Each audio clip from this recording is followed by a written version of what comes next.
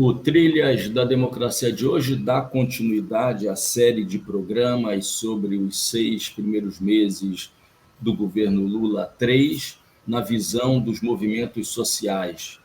No dia de hoje, a discussão é sobre educação e os nossos 3 convidados militam no movimento sindical e são eles o Paulo Rocha, o Paulinho, presidente da Central Única dos Trabalhadores de Pernambuco. Seja muito bem-vindo, Paulinho, é um prazer recebê-lo de novo. Agradecido pelo convite, Marcos, um abraço para você, para as pessoas que estão no suporte e vamos ao debate. A segunda convidada é Ivete Caetano, presidente do Sindicato dos Trabalhadores e Trabalhadoras da Educação de Pernambuco. Seja muito bem-vindo, Ivete. Muito obrigada, Marcos, e saudar aí as trilhas da democracia, tão importante esse caminho para o fortalecimento do nosso país. E a terceira convidada, Érica Suruagi, diretora de formação sindical da Associação dos Docentes da Universidade Federal Rural de Pernambuco, já foi presidente da FERP, e é a segunda vez que você vem ao Trilhas da Democracia numa conjuntura diferente, né, Érica? Da outra vez, o programa foi sobre as perseguições sofridas por professores no governo Bolsonaro. Seja muito bem-vinda, Érica, num outro momento, em novos tempos. Seja muito bem-vinda. Obrigada, Marco. Um prazer estar aqui mais uma vez com você, numa conjuntura bem diferente, né? Um sopro aí de democracia. E estar com o Paulo Rocha e com a Ivete, companheiros de luta, é sempre bom. Obrigada pelo convite. Paulinho, eu começaria pedindo a você, e na sequência Ivete e Érica, que fizesse uma análise dessa nova conjuntura inaugurada no país no dia 1º de janeiro. Fizesse uma análise sobre os 6 primeiros meses do governo Lula, de um ponto de vista mais geral. Né? Por favor, Paulo. Marcos, eu costumo dizer o seguinte, que nós estamos saindo do golpe. O golpe de 16 foi um golpe processual e, portanto, a gente está saindo também de forma processual. Por que é que eu digo isso? Nós somos hoje, a população brasileira como toda, extremamente impactada pela pauta que o golpe deixou. Extremamente impactada. A própria ascensão de Bolsonaro, a chegada dele à presidência, faz parte do golpe que foi implantado nesse país.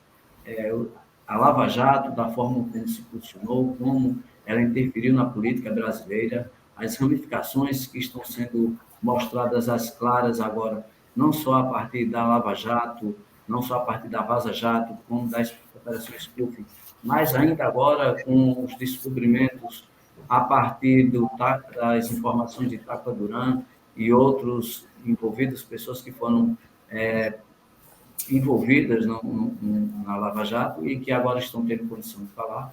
A cada dia a gente descobre coisa nova.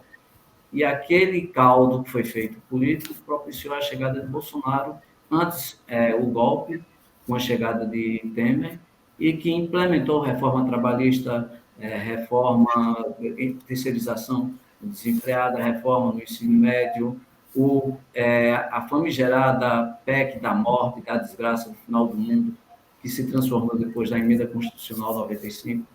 Tudo isso impacta a vida da gente e foi de tal forma dura que desqualifica a política, desqualifica o debate público, desqualifica a democracia. Isso fez a ascensão de Bolsonaro. E essa ascensão de Bolsonaro faz com que nós tenhamos hoje um Congresso Nacional que é pior do que o Congresso Nacional passado, que, por sua vez, era pior do que o Congresso Nacional anterior.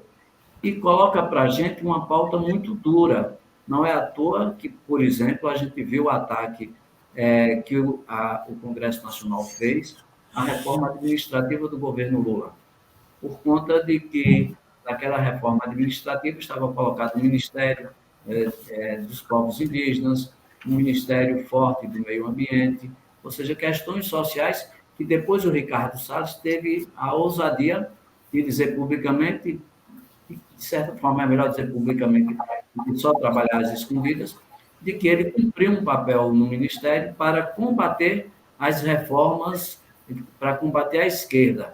Portanto, o que ele queria era degradar o meio ambiente, degradar as questões, as estruturas que dão sustentação à sociedade brasileira. Então, nós estamos ainda vivendo sobre isso. É nessa ótica que, no dia 12 de dezembro, houve uma tentativa de golpe já ali em Brasília. A gente lembra daquela violência que foi tida à noite, no dia 12 de dezembro, dia em que Lula estava sendo diplomado, e que voltou a se repetir de forma mais dura, ainda mais transparente, no dia 8 de janeiro, quando se houve setores da população, infelizmente setores da esquerda, inclusive, dizem que foi uma tentativa de golpe. Ali eu não digo que foi uma tentativa de golpe, foi uma tentativa de aprofundar o golpe e dar o golpe de 16 a face mais dura de um golpe, que é a face armada. Isso foi impedido, tanto pelas forças à esquerda, como por forças que estão ao centro, algumas até que deram apoio ao golpe de 16, mas que não queriam aprofundar para uma ditadura descampada. Então, essa pauta tem sido constante no governo de Lula, o combate a desmontar as estruturas oriundas do golpe de 16 e começar a implantar perspectivas novas. Porém, o que a gente vê nesse momento é uma grande atenção ao governo Lula em direção à política externa. E essa política externa tem tido bom resultado. O investimento no Brasil, diversos países apontando para investir no Brasil, para colocar recursos na Amazônia para combater o desmatamento e fortalecer o meio ambiente. Tem o Brasil sido importante na posição contra a guerra da Ucrânia. Na realidade, dois países beligerantes, mas que por trás tem um dedo dos Estados Unidos, em particular, e se começa a voltar também para o espaço interno, para o Brasil. Nessa direção, é importante o arcabouço fiscal que está sendo aprovado, com todas as críticas que a gente tem. A gente gostaria que ele fosse mais flexível com relação às questões sociais, mas basta lembrar que se a gente não aprova esse arcabouço no fiscal, com todas as críticas que possamos ter, o que valeria seria o orçamento de Bolsonaro, e aí muito pior para a educação, para a saúde, para as questões sociais.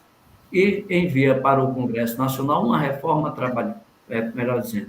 uma reforma tributária, que nós também queremos que ela fosse mais aprofundada, mas que nesse momento aponta para ela, fazendo alterações na Constituição, ela deixar de atacar tão duramente como ataca o consumo e muda, nesse primeiro momento, basicamente, a quantidade de impostos, junta vários impostos e aponta para reduzir a tributação em cima do consumo e da produção, para, numa segunda etapa, poder se discutir uma reforma trabalhista que, ao nosso ver, nós vamos lutar para isso, uma reforma tributária, melhor dizendo, que aponte para a gente tributar as grandes fortunas, tributar quem tem mais renda, porque hoje no Brasil, quem tem menos renda é mais tributado.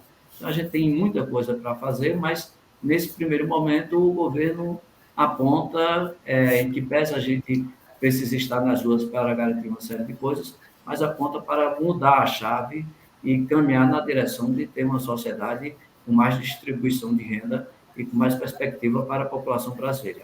É assim que voltou o Mais Médico, está voltando mais médico, o plano de apoio à agricultura, em particular à agricultura familiar, são questões importantes para o conjunto da classe trabalhadora. Ivete, Paulinho falou de maneira muito apropriada, né, de que vive-se, nesses 6 meses, o processo de superação do golpe. Né? Quer dizer, o golpe que foi dado a partir de 2016 foi um golpe processual e que, nesses 6 primeiros meses, a partir da eleição do Lula, a gente estaria vivendo um processo de superação do golpe. Esse processo de superação do golpe nos 6 primeiros meses do governo Lula te surpreendeu positivamente? Se surpreendeu, quais seriam as principais medidas, além daquelas que o Paulinho acabou de elencar, que formam esse teu juízo em relação a esses 6 primeiros meses do governo Lula. Por favor, Ivete. Esse processo de superação eu chamaria de processo de reconstrução do país, de fortalecimento da democracia, de retomada das políticas sociais, para incluir a maior parte que está excluída da nossa população, de retomada de políticas de desenvolvimento, né, que garanta realmente possibilidades de inclusão, de emprego, de renda, de trabalho, né? Todas as políticas sociais que a gente sabe que transformam a vida do brasileiro, transformam a educação. A gente está vendo essa retomada, essa reconstrução, né? A gente pode citar o Bolsa Família, que os indicadores de diminuição da fome já é muito grande, né? A Minha Casa Minha Vida, o Mais Médico, o Brasil Sorridente, a farmácia popular, o salário mínimo, redução dos preços de alimentos, de combustíveis, de gasolina, né? O aumento da taxação de impostos daqueles setores que eram privilegiados e não pagavam impostos. Eu acho que a retomada de toda essa parte da agricultura familiar, do plano safra, né? O repasse para a alimentação escolar e todo, digamos assim, a retomada de políticas de direitos humanos e de combate às desigualdades, né? De renda, de raça, de gênero. Então, assim, eu acho que em 6 meses a gente conseguiu ser mais feliz nesse Brasil. A gente que é dos movimentos sociais, a gente não está lutando mais, não está indo para a rua para a gente ser contra o corte de verbas.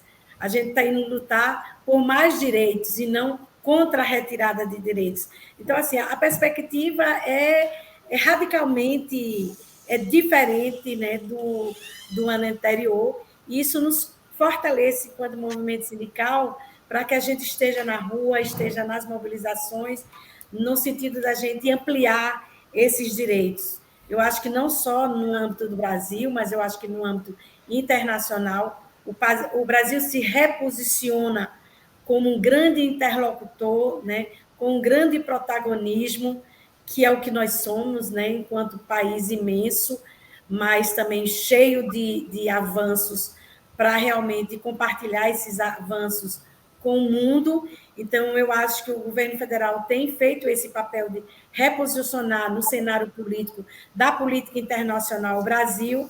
Então, eu citaria principalmente isso, mas eu acho que com a gente, quando fala de movimento social, a gente está falando da questão, principalmente da gente que é da área de educação, das possibilidades que se cria, né? Apesar de que a gente situa como um governo em disputa, principalmente no campo da educação, o governo foi eleito com uma grande coalizão, né? E no campo da educação a gente percebe isso com muita força, ao mesmo tempo que tem os grandes defensores das escolas públicas, dos fundos públicos para as universidades e a educação pública. A gente sabe que dentro do governo tem os segmentos que são ligados a fundações privadas. Então, a gente, né, Érica e Paulinho, a gente está nesse meio da educação que está numa efervescência, né? Então, mas apesar dessa disputa, que eu acho que a grande disputa que tem no campo da educação é a disputa das políticas educacionais que direcionam os fundos públicos para o mercado, para a iniciativa privada e aquelas políticas educacionais que realmente sejam para garantir o direito pleno, amplo, da maior parte da nossa população. Nós, no campo da educação, estamos no campo em disputa no governo. Mas, apesar disso, eu acho que a gente tem que registrar, sim, a retomada de grandes investimentos, né, na educação básica, como também a Érica vai falar aí sobre a educação superior, né, a retomada de obras, a retomada da merenda escolar, de grande investimento na merenda escolar, na segurança de concurso, retomada das escolas em tempo integral, retomada das políticas de alfabetização, né? A questão, eu acho que um ponto muito importante, porque faz parte de um projeto de contra-hegemonia com os setores conservadores, que foi a questão da escola segura, né? O governo agiu no momento em que esses grupos extremistas, né, antidemocráticos, promoveram um grande movimento de ataque à escola pública, né, com ameaças de morte Então, acho que, nesse momento, o governo federal ele agiu com muita rapidez e fazendo o seu papel do ponto de vista da segurança pública, da coordenação dos governos estaduais e municipais, para que a gente tivesse mais segurança nesse ataque, né, que os grupos fascistas, os grupos extremistas de direita nos colocaram, né, nesse primeiro semestre. Né? Mas temos graves, assim, digamos, gargalos. Um deles é a questão da reforma do novo ensino médio, que exatamente está nesse campo de disputa entre esses setores. Então, eu acho que situar uma grande problemática aí, que é a questão da reforma do novo ensino médio. Ivete, daqui a pouco a gente vai falar sobre a luta contra a reforma do ensino médio, chamado novo ensino médio. Mas antes, deixa eu ouvir Érica sobre essa análise mais geral dos 6 primeiros meses do governo Lula. Érica, me impressiona bastante a extraordinária capacidade de disposição do presidente Lula de girar o mundo e girar o Brasil. Né? Quer dizer, me impressiona muito positivamente como Lula ontem estava em Bruxelas, hoje já se encontra em Brasília recebendo o presidente de Cabo Verde. Quer dizer, já foi citado por Paulinho e por Ivete essa disposição de olhar para fora, né, recolocar o Brasil no ambiente internacional, mas, ao mesmo tempo, resolvendo os problemas internos gravíssimos depois desse passivo de 6 anos de governo Temer e governo Bolsonaro. Eu queria te ouvir, Érica, sobre a tua perspectiva sobre esses 6 primeiros meses do governo Lula, por favor. Sem dúvida, né? Respiramos ares de democracia, né, no nosso país, depois da extraordinária vitória de outubro, né, de 2022. Não foi uma eleição qualquer, né? Foi uma eleição que definiria, né, os rumos do país para os próximos 20 anos. Né? Nada está, obviamente, decidido, mas ali era o momento, né, de barrar, né, a ascensão, mais uma vez, ao poder da extrema-direita no país, que estava, desde o golpe de 2016, fragmentando aí o nosso tecido social e cavando, né, as estruturas para um projeto autoritário de longo prazo no nosso país. Vimos isso com a ponte para o passado, né, de Michel Temer, como o Temer foi rápido, né, e ligeiro, né, em aprovar a reforma do ensino médio, encaminhar toda a destruição no que diz respeito à política pública, né, os investimentos em educação e saúde com a emenda constitucional 95, e nós vimos aí de 6 anos, né, de duros ataques aos direitos sociais, né, aos trabalhadores, às mulheres, aos professores e professoras, trabalhadores em educação especial. E a educação cumpriu um papel fundamental de resistência, né, ao longo desse período. E na eleição de outubro não foi diferente. Né? Acho que as universidades, a educação pública cumpriu um papel como o Partido dos Trabalhadores e os movimentos sociais organizados, né, de levar pela 3ª vez, né, um trabalhador à presidência da República. Mas nós hoje temos uma extrema-direita muito mais organizada, né, muito mais articulada, que usou todo o aparelho estatal, né, para perseguir, para criar uma estrutura dentro do judiciário e no parlamento, como o Paulinho bem colocou, o nosso parlamento ele consegue ser pior do que o parlamento passado, né, que conseguiu ser pior do que o anterior. Então, nós temos aí um governo, né, tensionado desde o seu primeiro dia. Né? Então, 8 de janeiro de 2023 entra na história, né, como o emblema, né, da tentativa que vai perdurar, né, dos golpistas a retomarem as estruturas, né, do nosso Estado brasileiro. Né? Então, por isso, acho que a gente precisa não esquecer o papel, né, que os militares, que os golpistas tiveram, né, desde o golpe de 2016, durante o governo Bolsonaro, e agora continuam tendo, né, e precisam retornar para o seu lugar.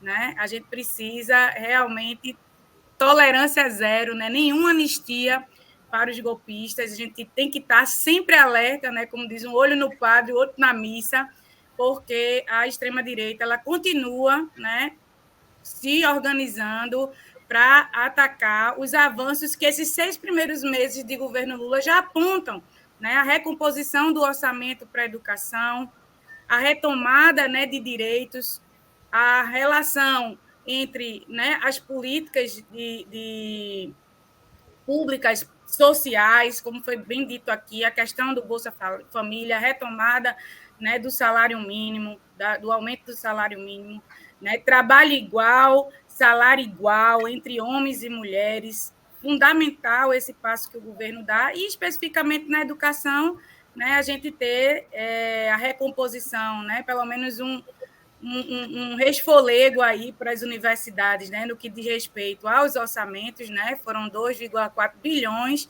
de recomposição orçamentária, ainda está aquém do que nós necessitamos, mas é muito importante, mas também citar, né, os desafios que temos, né, em relação à questão do arcabouço fiscal, né, ainda não está fechado, mas no Senado nós precisamos avançar, porque o que nós estamos colocando, né, é que o arcabouço fiscal pode impedir a gente a garantir, né, melhoria das condições de trabalho para o funcionalismo público, garantir a implementação de políticas que foram políticas desejadas e ansiadas, né, por todos nós quando elegemos Lula. Né? Então, nós precisamos reconstruir o país e o arcabouço fiscal pode ser um impedimento para essa reconstrução e para a transformação do país. Mas nós temos aí, né, essa disposição de manter o povo organizado e mobilizado, porque, como foi bem dito, né, diante do cenário que nós estávamos, de ascenso da extrema-direita, Lula foi eleito num governo de ampla coalizão, e por isso nós precisamos nos manter organizados com os sindicatos, com os movimentos sociais, para garantir, né, direitos e conquistas para a classe trabalhadora. Né? Saímos das cordas, né? Em vez de estar perdendo, nós vamos lutar para conquistar mais e melhores direitos para o povo trabalhador e para a educação. Eu convidaria agora vocês a uma segunda rodada, entrando centralmente na discussão sobre a educação, os ataques que a educação pública sofreu no país, nos governos Temer e Bolsonaro, e a reação que vem sendo feita, implementada, que está em curso, contra algumas dessas medidas. Por exemplo, o novo ensino médio, as escolas cívico-militares, a PEC da morte, aquilo que já não é mais PEC, mas uma lei aprovada, que é a do teto de gastos, junto com a reforma trabalhista, contra a reforma trabalhista, contra a reforma previdenciária.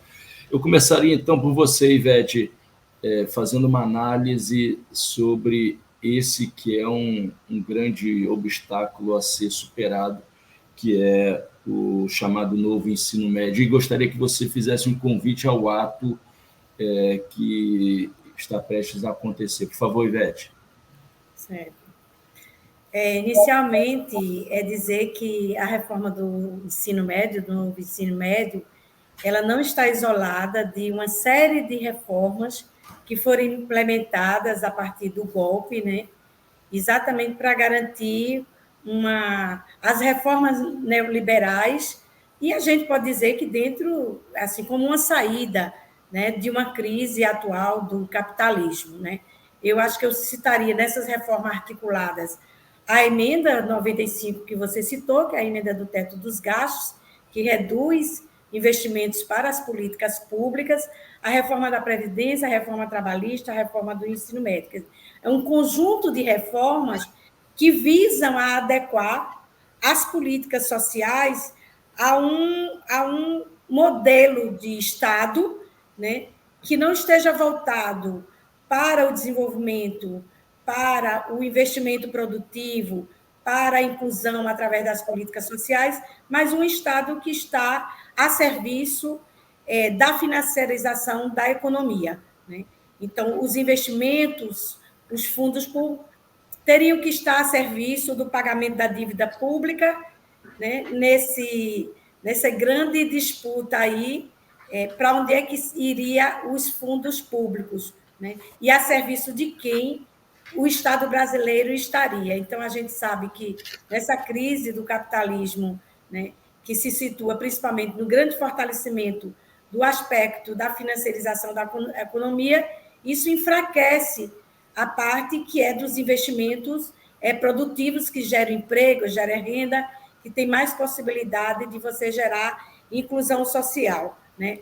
E a gente sabe que essa crise do capitalismo que encontrou essa saída na financiarização da economia, ou foi a financiarização da economia que criou a crise capitalista, é uma retroalimentação, a gente sabe que também criou um modelo de empresa, né? Um modelo de empresa que é altamente competitiva, né? Um modelo empresarial de disputa nessa reestruturação produtiva, né? E que essa crise do capitalismo não só gerou essa disputa por novos espaços, né, de onde lucrar, ter altos rendimentos, mas a gente pode colocar que essa crise capitalista ela está numa dimensão, inclusive, de conformação também dos pensamentos, dos desejos, das subjetividades, e aí é que entra o papel da escola, né? A escola visa, nessa perspectiva, a se adequar a um modelo de formar o trabalhador flexível, produtivo, competitivo, né? É a formação da construção do indivíduo neoliberal que acredita que é empreendedor de si mesmo.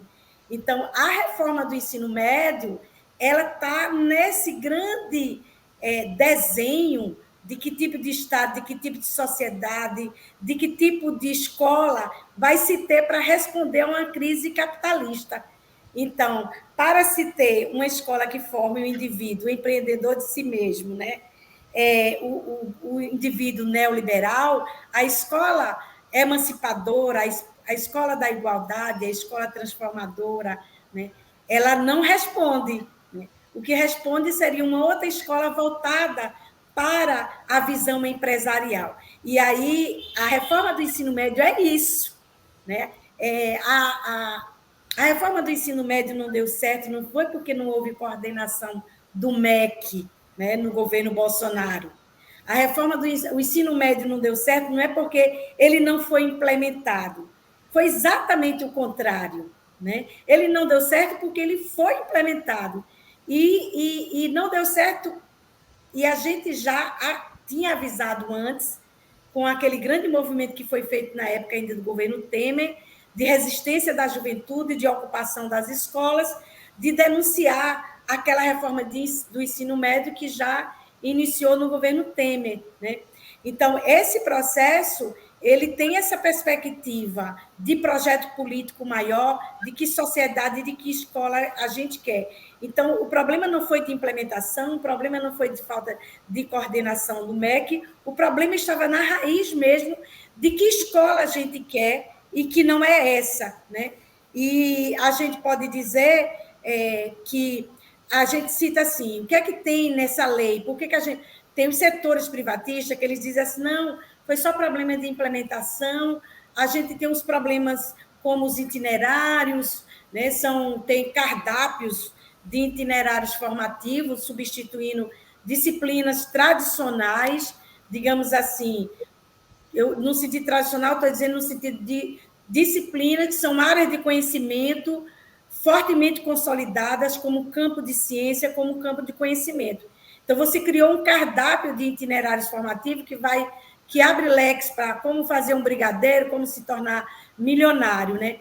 E por que isso? Porque a escola não visa mais a formar o cidadão nessa grande perspectiva de reforma, né, para atender ao novo capitalismo. A escola não, portanto, não precisa fortalecer o conhecimento, a ciência, né? O saber sistematizado pela humanidade, porque o trabalhador ele vai ser um empreendedor, ele vai ser apenas um tarefeiro, né? Apenas alguns serão formados para as classes dirigentes, para os campos de atuação, onde só a elite pode atuar.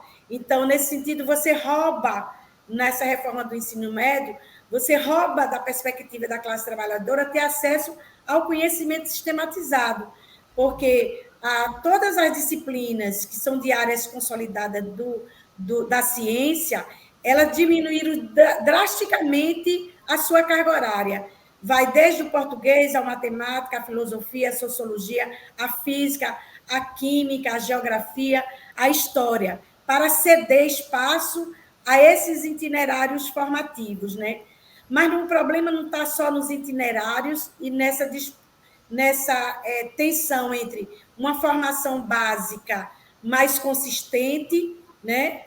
E os itinerários, que são campos de conhecimento muito fluidos e que não tem comprovação nenhuma científica de que são áreas de conhecimento para estarem no processo da educação básica.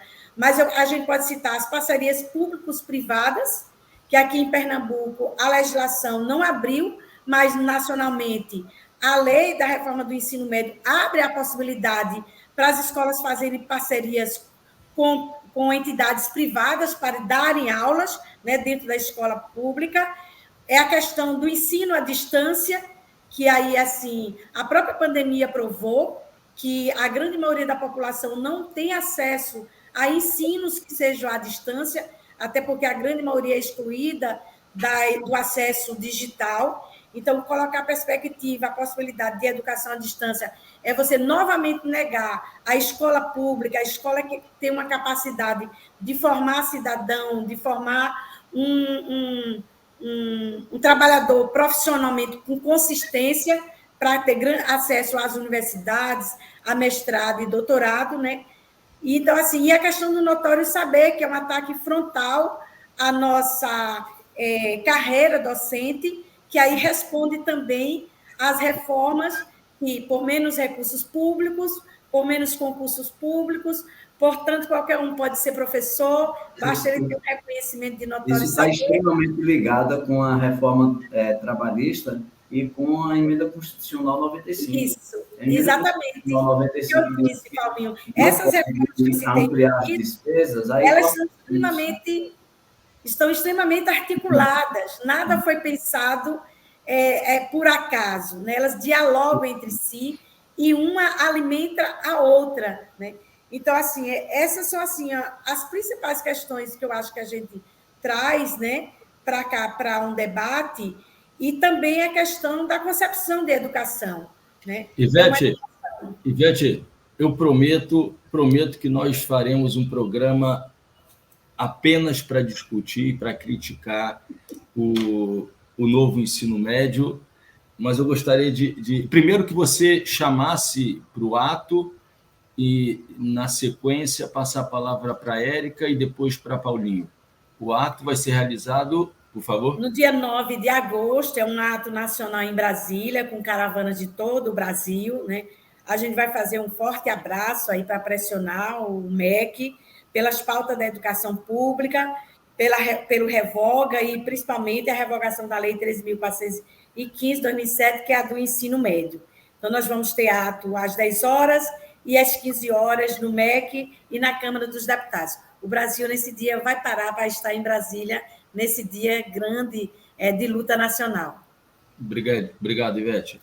Érica, ainda no campo da escola que nós não queremos, a expressão foi usada pela Ivete, o que foi, né, a escola cívico-militar dentro desse processo de tentativa de militarização da vida social brasileira? Por favor, Érica.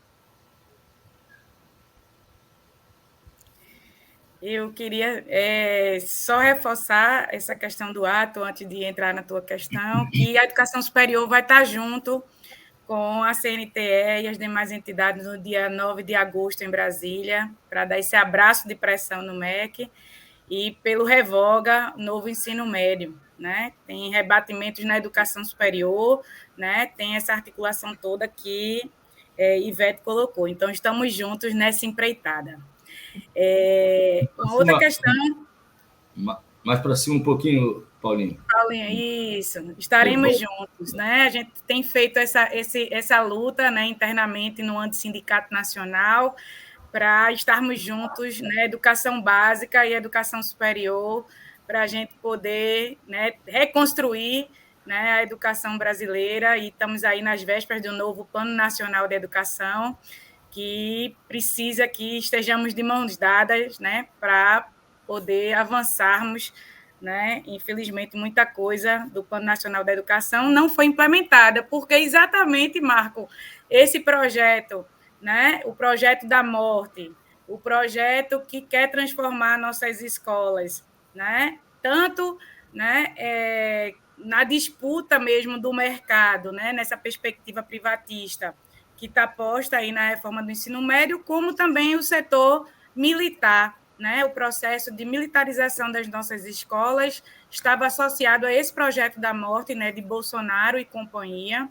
Esse projeto, sim, né, de docilização dos corpos, de dominação, de autoritarismo, que a gente teve na semana passada, né, uma notícia muito, muito importante, que o MEC, né, cortou, né, o alimento desse projeto nefasto que estava sendo implementado, né, inclusive, infelizmente, em alguns governos nossos, né, que a gente precisa avançar nessa crítica de que escola não é para ser militarizada, nós precisamos defender, hoje é revolucionário defender a educação pública, gratuita, laica e de qualidade.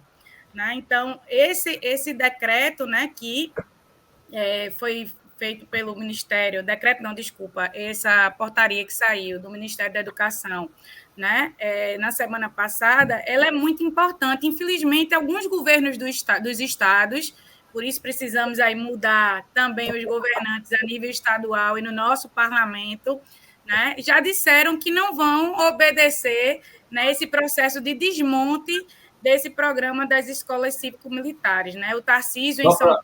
Só para acrescentar, Érica, você falou de decreto, as escolas cívico-militares foram criadas por decreto. Isso, foram exatamente, porque foi o modus operandi, né, de Bolsonaro, desde, no caso do próprio Temer, né, que fez a principal reforma, né, da educação dos últimos anos, foi a reforma do ensino médio por decreto. Só depois se transformou em lei, né, sem um amplo debate com a sociedade. Então, esse projeto autoritário, ele está em desmonte. Eu acho que essa ação do MEC ela é muito importante, do governo Lula, mas nós precisamos fazer esse combate a nível dos estados, né? Para que isso também seja desmontado nos estados onde as escolas cívico-militares prosperaram.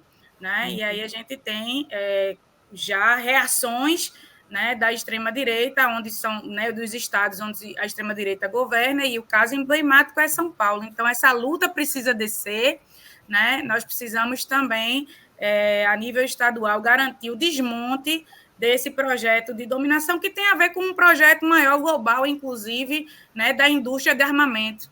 Né? Então, esse processo de militarização, esse projeto, né, de armamento da população, né, de obediência e desse projeto militar, né? A gente até defende a própria desmilitarização das polícias, né? Porque esse modelo militarizado de polícia é extremamente atrasado. Nós precisamos de ciência e tecnologia, de inteligência, para a gente ter uma polícia melhor. Né? E não é transformando as escolas, né, com esse modelo cívico-militar que a gente iria avançar, muito pelo contrário. Né? Nós queremos escolas onde o conhecimento científico possa ser transmitido e assimilado pelas novas gerações. Infelizmente, a reforma do ensino médio, como foi dito, é exatamente a retirada dessa possibilidade, né, colocando a lógica do empreendedorismo, né, colocando nossos alunos, né, vendendo ilusão aos nossos alunos de que eles vão ser empresários bem-sucedidos, né? Então, eles responsáveis pelo seu sucesso e o seu fracasso. né, e não garantindo políticas públicas de geração de emprego e renda, né, para que os nossos jovens, abrindo o concurso público, para que nossos jovens possam ter uma perspectiva de futuro. Então, é muito, muito importante esse passo que o MEC deu, né, está de parabéns o governo Lula por começar a iniciar o desmonte desse projeto nefasto das escolas cívico-militares para a gente reconstruir e transformar o Brasil. Nós precisamos de uma escola pública, gratuita, laica, de qualidade, com conhecimento, e é importantíssimo que as disciplinas sejam preservadas, né, e que a gente tenha arte, cultura, educação física nas escolas, né, que eu sou da área da educação física, tenho que colocar aí nosso descontentamento, né, com a redução do espaço da educação física na escola. Paulinho, voltando a você e te pedindo para fazer uma análise do ponto de vista da totalidade, né? Como você tratou disso, Ivete também tratou disso, mas eu gostaria que você reforçasse, né, o esclarecimento sobre como, na verdade, os ataques sofridos pela educação pública através da criação das escolas cívico-militares, do novo ensino médio, etc., fazem parte de um contexto mais amplo de regressão, onde passam contra a reforma trabalhista, contra a reforma da Previdência e a lei do teto de gastos. Por favor, Paulinho. Vou começar por uma correção de uma fala minha com relação ao teto dos gastos.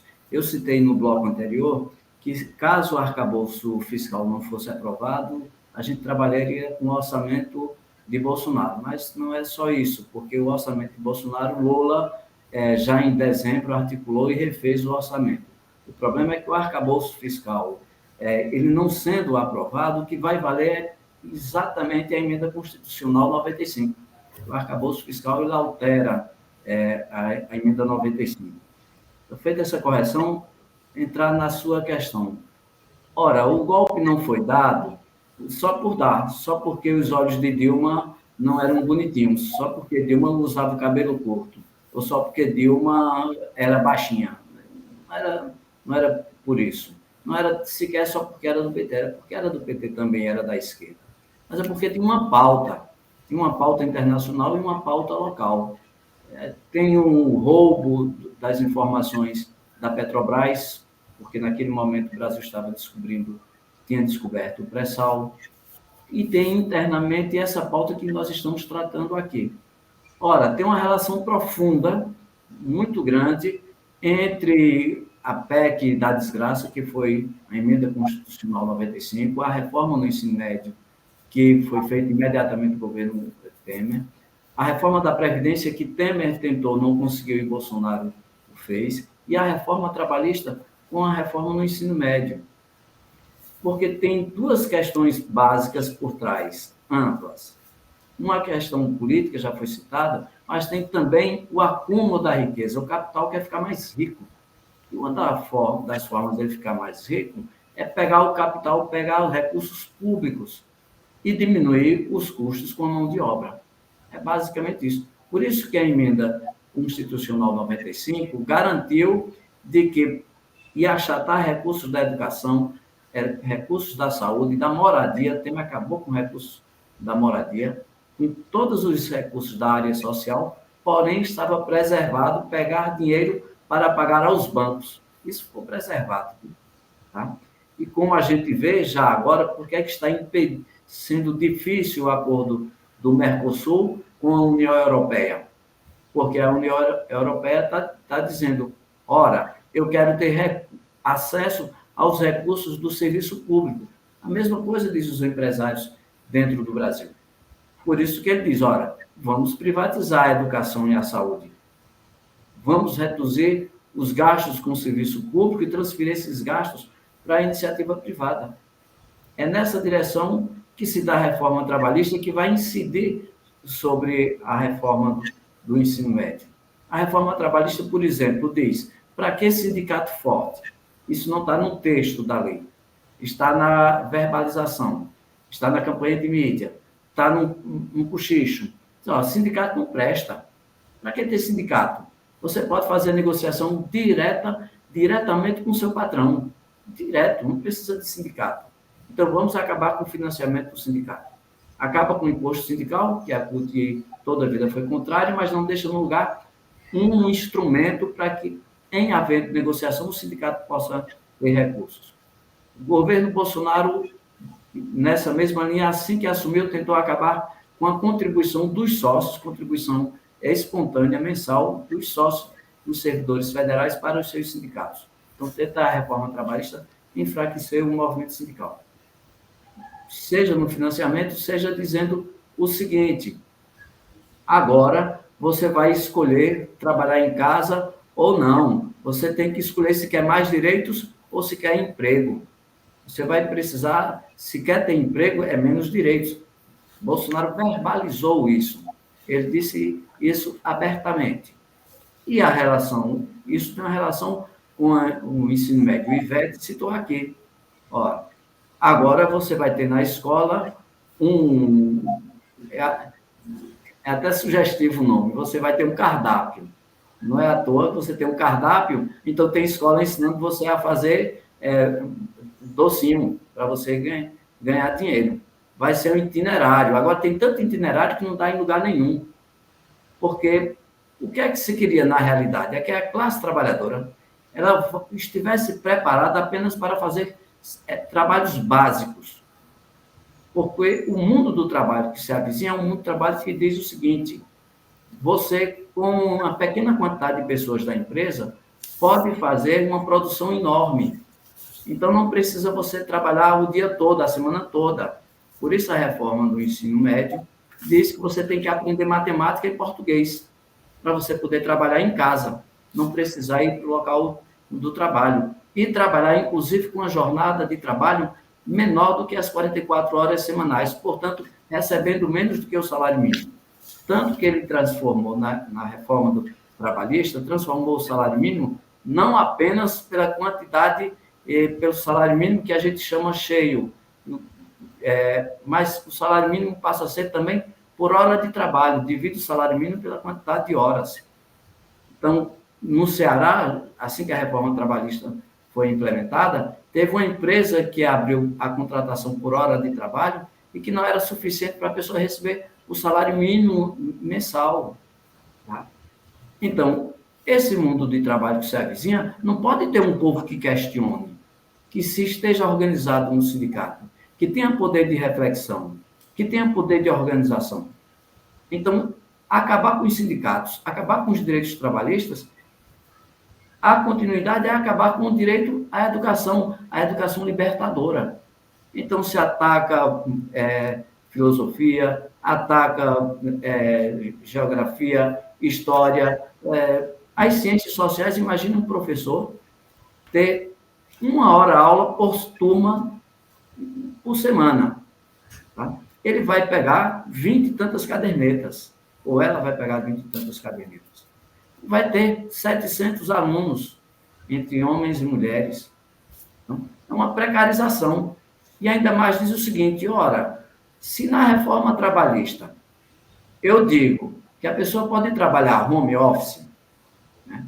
Isso já estava previsto na reforma trabalhista de Temer.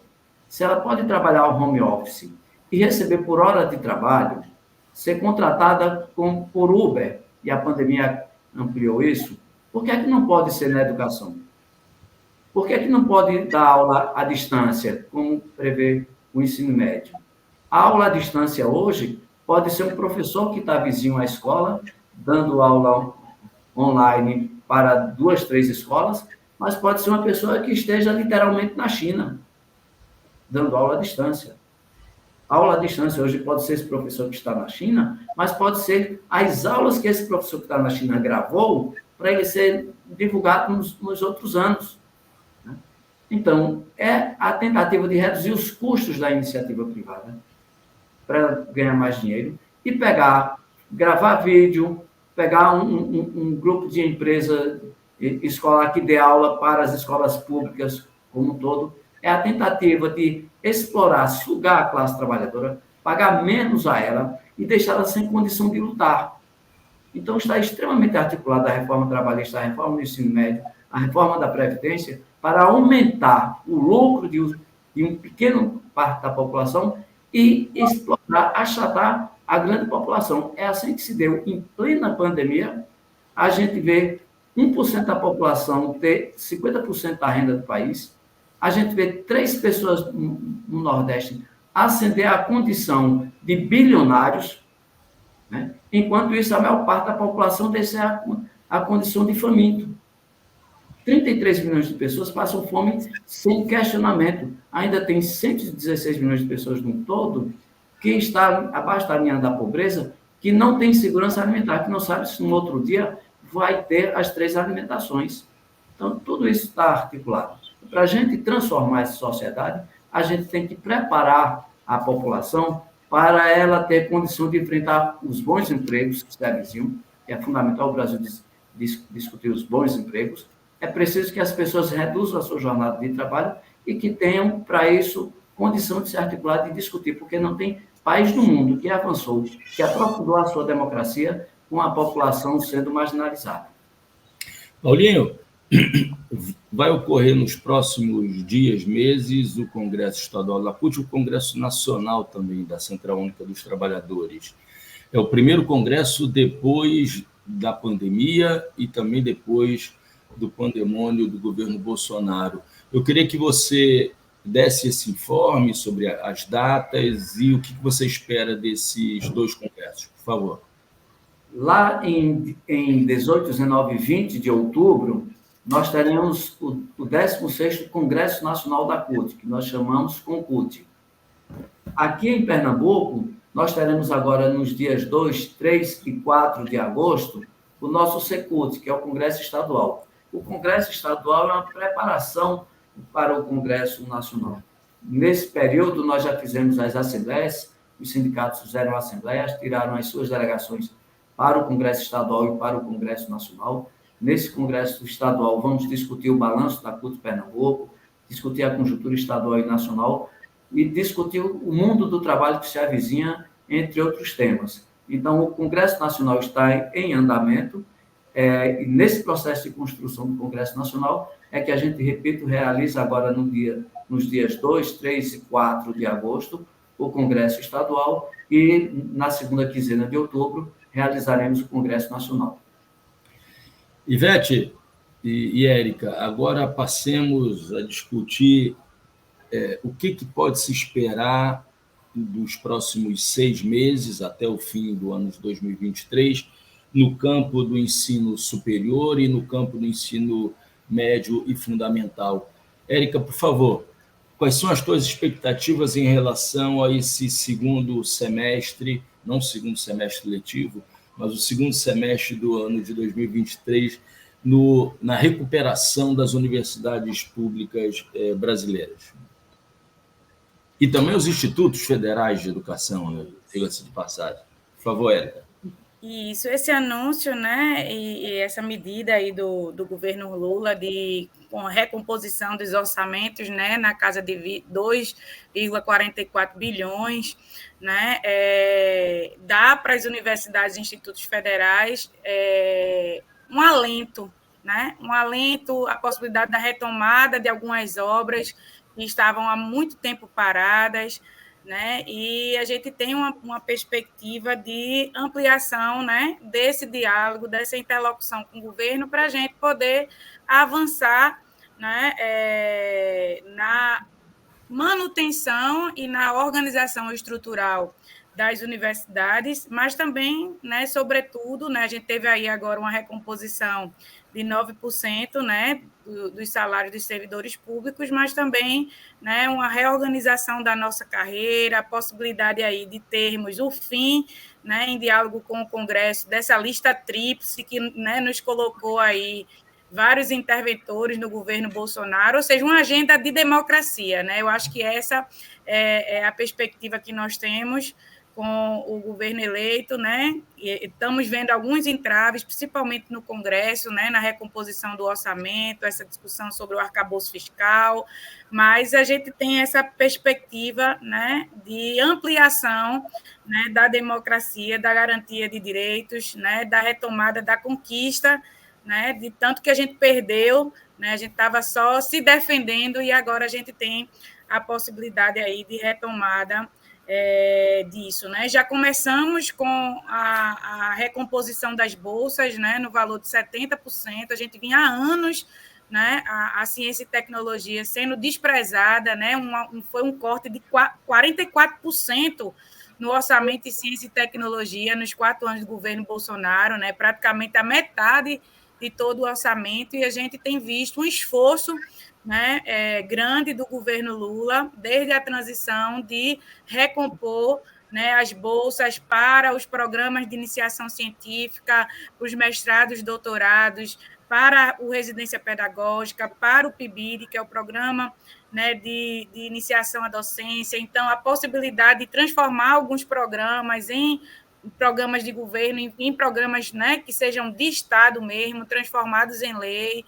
Então, tudo isso, né, está nas expectativas para o próximo período, mas nós precisamos manter a vigilância. Como bem disse Ivete, é um governo em disputa, né, o setor, né, dos empresários, principalmente do Todos pela Educação, né, está de olho nesse filão de mercado que é a educação pública brasileira, que vai da educação básica até a educação superior, e combater, né, gente? A gente precisa gerar emprego e renda, as pessoas precisam voltar, né, a ter condições de consumir, mas acho que nós precisamos disputar projeto de formação. Precisamos disputar esse projeto para a gente formar realmente para a libertação, para a gente formar cidadãos comprometidos, né, com a democracia e os direitos. Não dá para a gente continuar com uma sociedade tão desigual, né, onde a gente vive aí os resquícios da escravidão no nosso país todos os dias, do racismo estrutural, e penso que o compromisso do governo Lula é para a gente avançar em todas essas pautas. Então, fica aqui muito esperançosa, né, sabendo aí das dificuldades que o governo enfrenta com esse Congresso e o Judiciário, mas precisamos, né, enquanto movimentos sociais e movimento sindical em especial, manter a vigilância, né, a cobrança. Eu digo, a gente está andando no fio da navalha, Marco, que é defender o mandato do governo Lula, defender a democracia e, ao mesmo tempo, não abrir mão de defender os direitos da classe trabalhadora, os interesses, né, da educação pública brasileira, porque o mercado, né, e o setor empresarial está fazendo essa disputa e nós não podemos abrir mão de fazê-lo também. Tá certo? Era essa a minha contribuição. Ivete, eu já fiz a promessa da organização de um programa específico sobre o novo ensino médio. O tempo está se esgotando, mas eu gostaria, esse programa é um programa de veiculação nacional, e gostaria de aproveitar essa oportunidade para que você, de maneira breve, dissesse como se dá a relação dos professores da rede estadual hoje sob o governo da governadora de Pernambuco, Raquel Lira. Por favor, Ivete. Como se dá essa luta? Inicialmente dizer, para se ter uma ideia de como está a relação, nós vamos iniciar uma greve da Rede Estadual de Ensino no dia 25 de julho, né? Porque nesses 6 meses de intensos debates com o governo do Estado acerca da valorização profissional, a governadora fez uma opção para transformar o piso do magistério praticamente em teto e fez uma ofensiva muito grande contra o nosso plano de carreira profissional, e é em função disso que a gente decretou a greve e vai iniciar em defesa do nosso plano de carreira, que, como a gente sabe que é servidor permanente, é por ele que a gente tem uma vida a ser percorrida e a gente não pode abrir mão. Então, o primeiro embate está sendo em relação a essa questão da disputa em torno da valorização profissional, né? Um governo que ele tem uma perspectiva muito fiscal, muito da austeridade e não da perspectiva da valorização e do investimento na educação, porque nós consideramos valorização profissional investimento na educação.